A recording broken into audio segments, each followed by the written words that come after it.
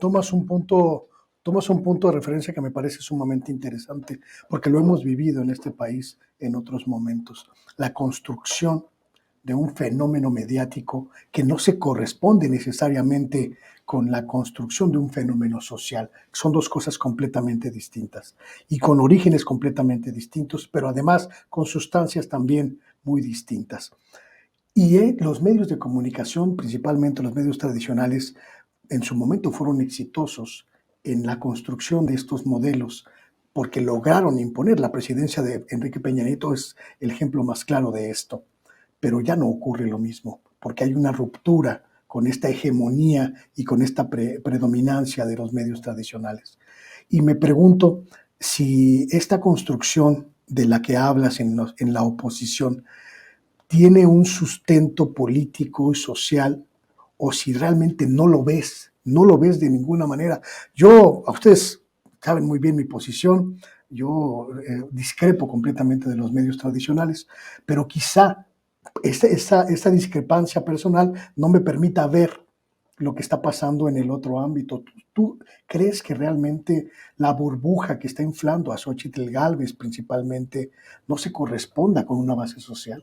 Me parece que no se corresponde con una base social cuando realmente no estamos hablando de políticas públicas y de un propio discurso. Esto es, si realmente ese proyecto estuviera consolidado, estaríamos hablando de seguridad, de educación, de salud, o cómo se contrasta con el proyecto de la Cuarta Transformación. Claro. Lo que creo que sí, y no hay que desconocerlo, es que ha sido un fenómeno, pero en términos de la televisión tradicional y de los medios tradicionales. Habría que preguntarnos si esas redes sociales realmente se extienden a los lugares más lejanos del país.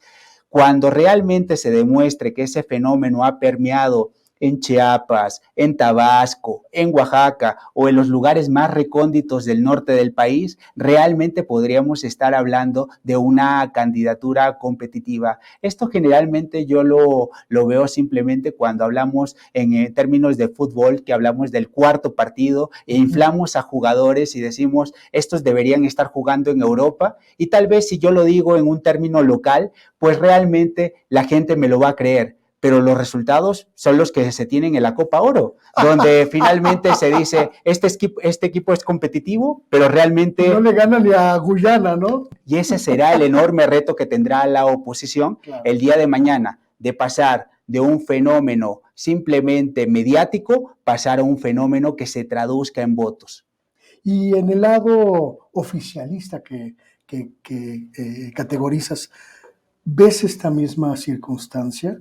Porque también del lado oficialista, del lado de Morena, del lado de la Cuarta Transformación, pues podemos ver la utilización de estos mismos instrumentos mediáticos para posicionar figuras o para atacar figuras. ¿Crees que es exactamente la misma circunstancia? No creo que sea la misma dinámica en el sentido de que el enorme reto que tienen lo que se han denominado las corcholatas es ver si realmente tienen más vida o están más allá del presidente López Obrador. Obviamente es un referente, es un líder para ellos, pero habría que ver el día de mañana si realmente el día de mañana vamos a tener un candidato o una candidata que pueda expresarse más allá, sobre todo porque hay que recordar que ya lo ha anunciado el presidente López Obrador, que después del término de su mandato se retirará en su hacienda y estará tranquilo y retirado de la vida pública.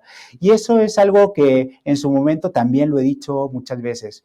Hoy te puedes dar el lujo de jugar un partido de fútbol, regreso a esta analogía, con un solo jugador, como aquel Maradona del 86 que fue capaz de superar a 10, 15 o a todos los jugadores del mundo y anotó un gol. Aniquilar a Inglaterra. Pero al final del día habría que ver si después del 2024 la Cuarta Transformación se puede dar ese lujo cuando ya ese jugador ya no esté.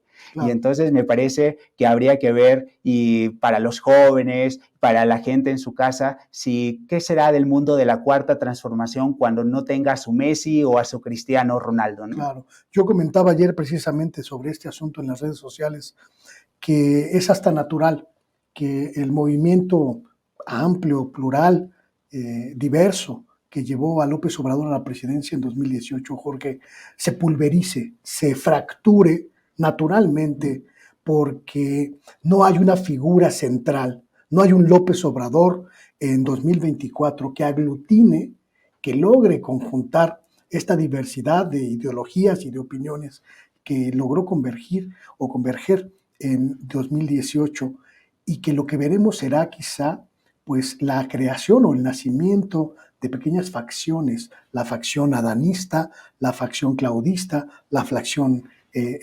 ebrardista, y que ese será el escenario hacia el futuro. ¿Tú ves algo parecido? Yo veo algo parecido y lo que me preocupa es que exista un regreso o que se pulverice el propio avance social que hemos tenido. Wow. Nos guste o no nos guste, cuál haya sido la política del presidente López Obrador, creo que este cambio ha sido positivo para la sociedad, porque hoy estamos hablando de salarios dignos, estamos hablando de programas sociales que no solamente están en una ley, sino están a nivel constitucional.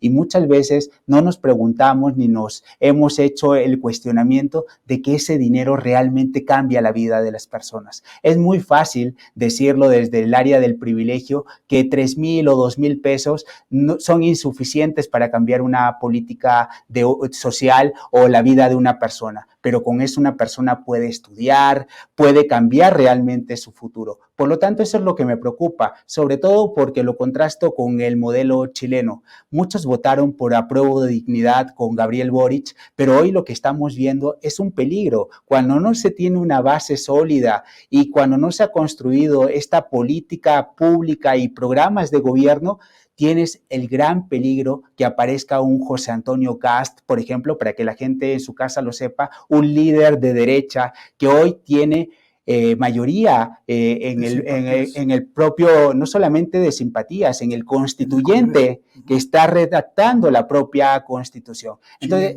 la constitución chilena. Entonces, eso me preocupa, que surja un partido republicano y que lo hemos visto en los últimos días, que hay una tentación donde quieren rescatar a Lili Téllez y quieren despertar ese discurso de odio, porque si la oposición no obtiene un triunfo en este 2024, ese será el camino que llevará nuestra política en México. Por un lado, una izquierda, pero por otro lado, una derecha recalcitrante, tal vez al estilo de Bolsonaro. Entonces, habría que preguntarnos si eso es realmente lo que queremos.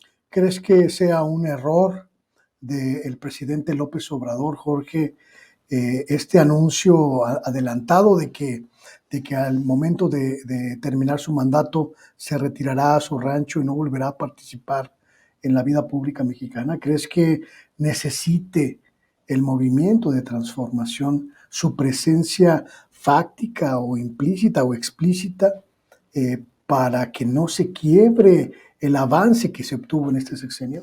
Y creo que al final del día es adelantado este mensaje, pero no solamente sería una falta para el movimiento de la Cuarta Transformación, sino para la propia política nacional, sobre todo porque tenemos un presidente con el que, reitero, puedes coincidir o no puedes coincidir, pero te pone temas en la agenda pública.